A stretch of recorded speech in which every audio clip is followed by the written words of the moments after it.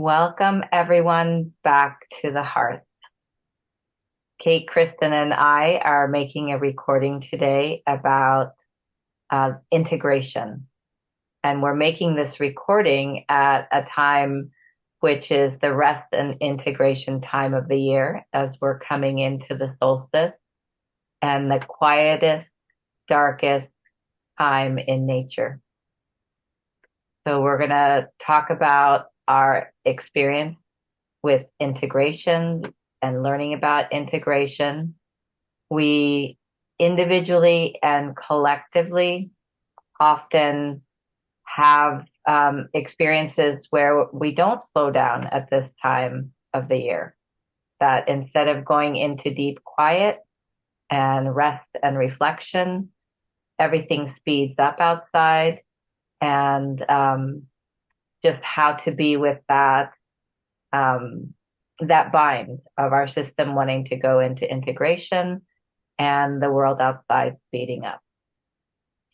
So we'll talk a little bit about integration and living in a world that doesn't always support our integration and rest. Thanks, Eileen. And I really was enjoying what we were talking about before we started this conversation. Just what does integration mean, and how can we help define it for people listening?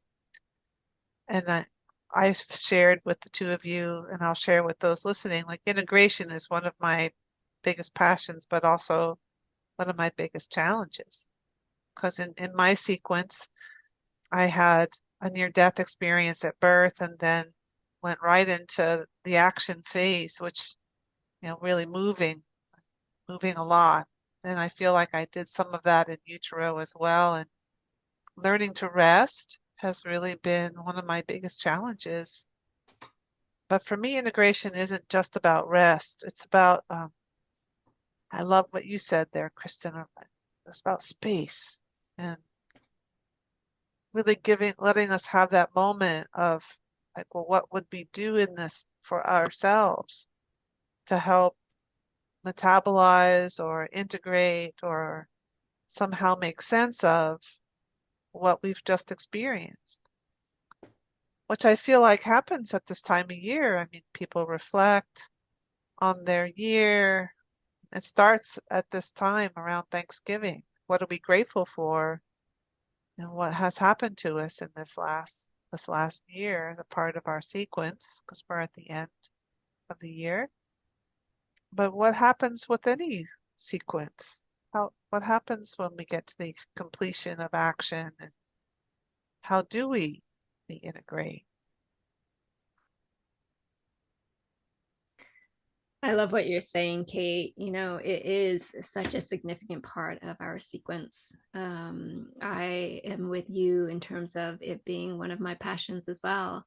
The intention part on the beginning or the before, and then the integration in the after part of it. And, most of us really live in a world of doing things. And so there's a very clear beginning, middle, and end of activities, actions of our day. And there's so much more challenge of what happens before in the preparation and what happens after during the integration.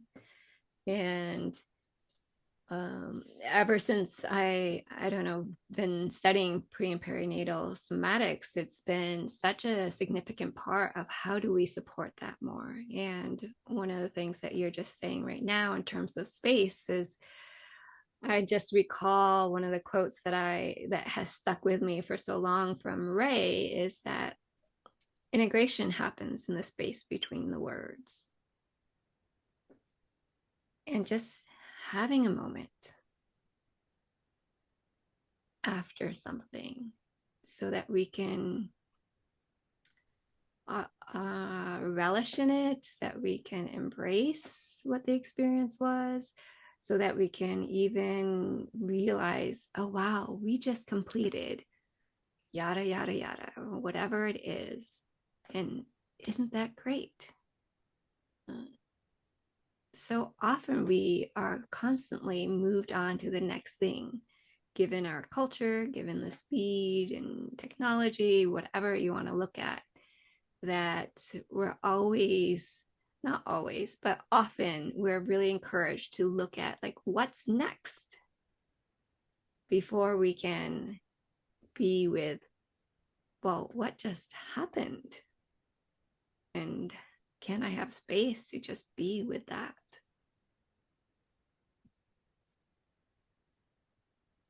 So just taking a pause of allowing that to be there.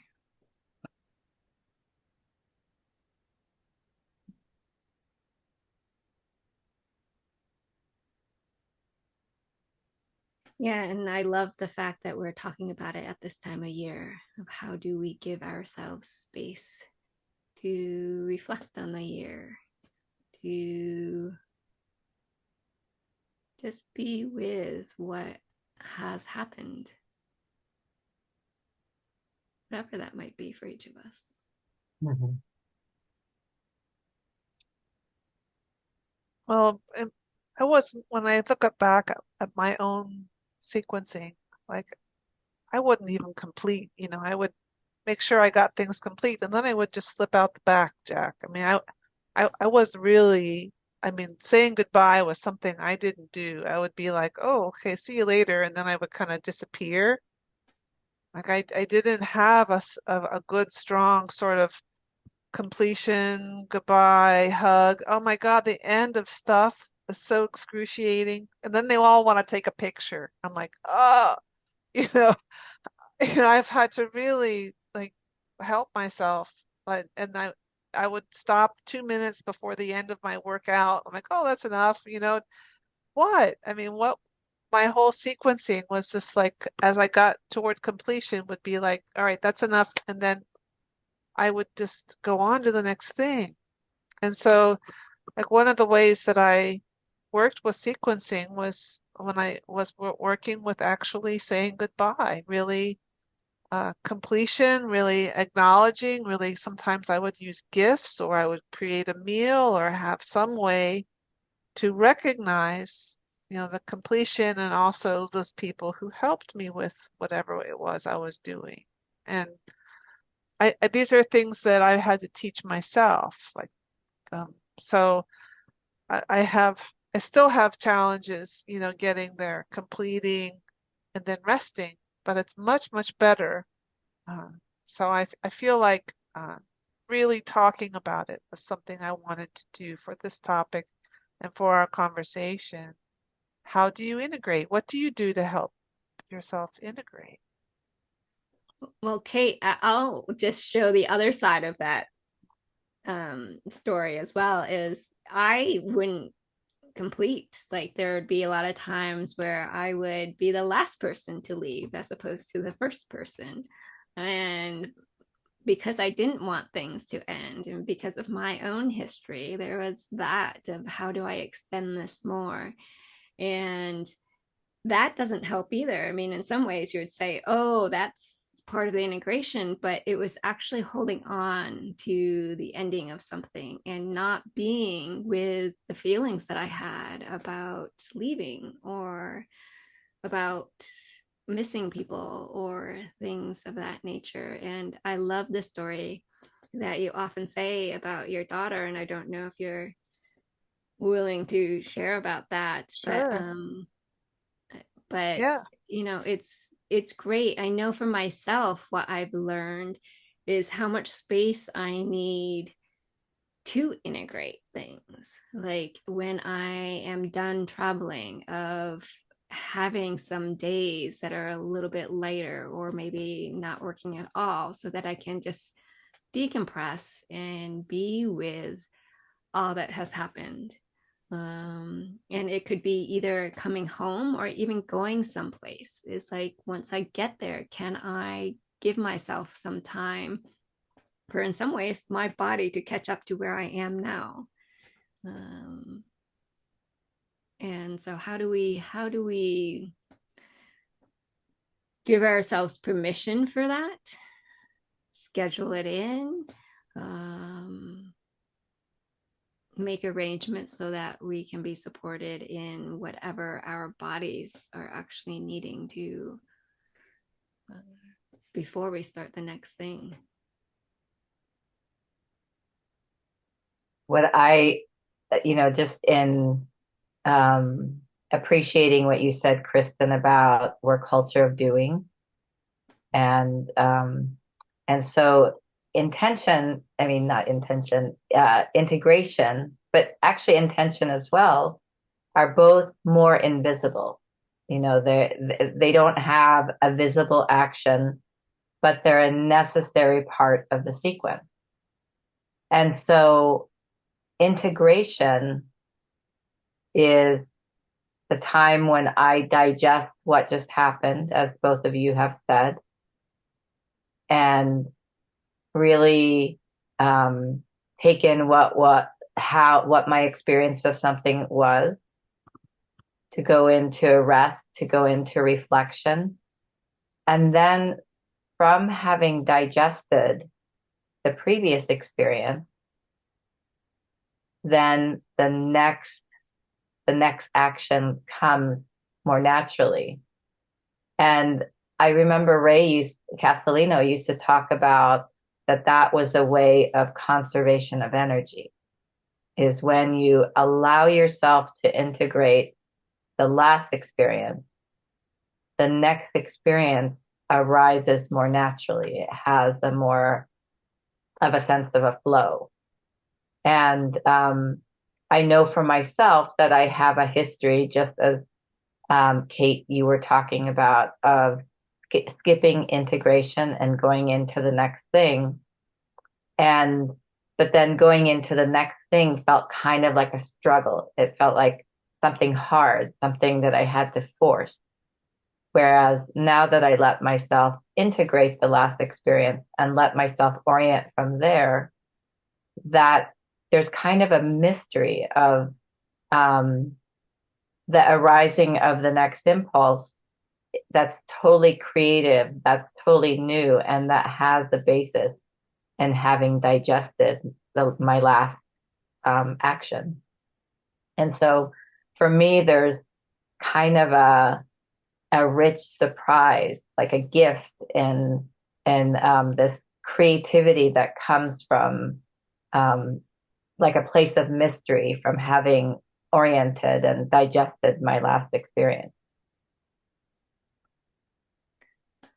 I love what you're saying, Eileen. There is something about one, just the word digest, of like, how do we really take in what the experience is, digest it, metabolize it so that it can then reveal what is next. I love that metaphor, and it's reminding me of in polarity class of what, as Anna and Liz were talking about all the different, energy centers and how we like involute, that in that process, I could also see there's a whole sequence, if you will, of integration, which is in the evolutionary process of that. And so, I've been toying with looking at sequencing from that perspective of integration isn't just the end of an experience, but there's a whole sequence that one goes through. And in some ways, it's about once something has completed, can we take a moment and just be with that and orient to it? Orient to what is now, which may be different or the same as what was before. And then from there, come into relationship with that, come into relationship with what is now. And discover from there, I'm not remembering all the different energy centers and how I related to them in the past, but it's once we come back into relationship with what is now that is different than the before, then we can choose how we are with it, whether it's gratitude, whether it's like, oh, something needs to shift, or whatever that relationship is or appreciation for that it can then stimulate something, to evolve, and the next step can come along, and then the whole next process or sequence evolves. But well, what I hear, whole idea there too. yeah, what I hear, Kristin, in your share is the power of choice. Not, we have a certain amount of potency that can arise from completion, and then allowing there to be space. And from what I heard from you, Eileen, which a couple of words that you're so good at, which is finding your own authentic impulse. So just employing consciousness, feeling your own authenticity, allowing there to be a natural build toward the next thing, and having that to be underneath your choice. So I think that would be an operative, discerning action. It's like, well, am I feeling conscious of what it is I'm doing here? The story you like so much about my daughter, Kristin, is my daughter has great strengths in integration. So she'll complete something and then say, Mom, don't plan anything for 24 hours. I need that time. And what she does really, she draws. She listens to music and she draws. So that's how she integrates. I feel like it's also how she procrastinates, just by the way. But she really has great strengths and she has an action that she does to help her integrate, which I've thought, like, well, how do I integrate things? How can I bring more consciousness to this completion of the sequence, and even the consciousness of the completion of this year? Like, I love solstice. I like the dark. I like when we get to that dark, quiet place and then spring back into the light.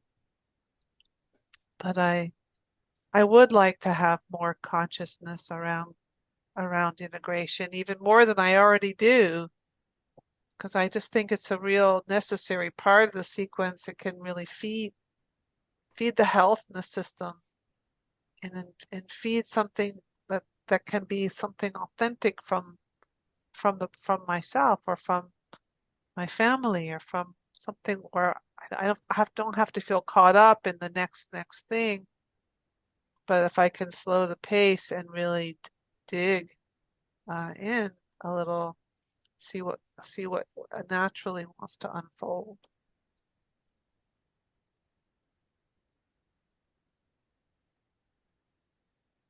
I as I'm listening to you, Kate, um, for many of us in the PPN world, we talk about outlet dynamics. There's a term, outlet dynamics, and often what we're talking to is the implicit memory, the body memory, the somatic implicit memory of maybe how completion and integration didn't go well early in life.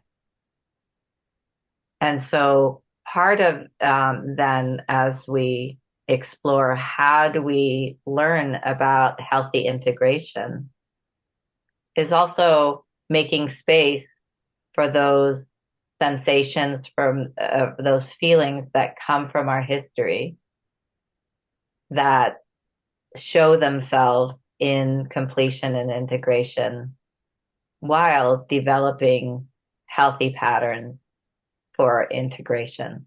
And so how to hold both, what emerges in the somatic memory, or the part of us that we call our young self, or sometimes we affectionately call it little one. But how to hold that which we might be feeling, what might be emerging. And then, today we're doing something different. We're teaching ourselves how to have a healthy integration.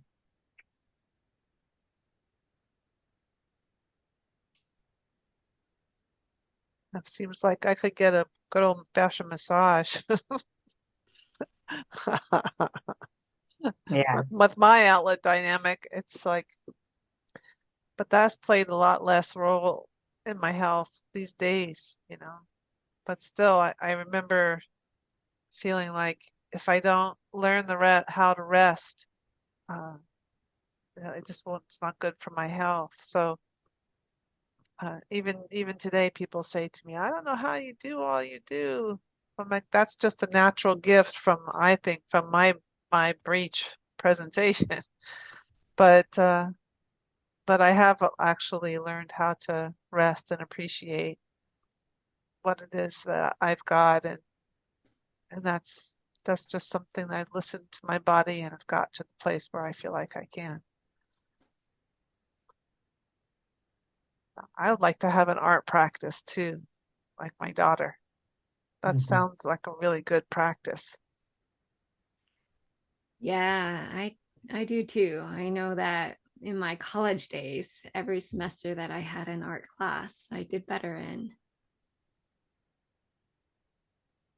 Just having a different way to, I don't know, get a rest from the thinking world. Yeah. We could all learn something from your daughter. I'll let her know. It's just natural for her. She's, like I said, Mom, don't plan anything for me for 24 hours. I need this time.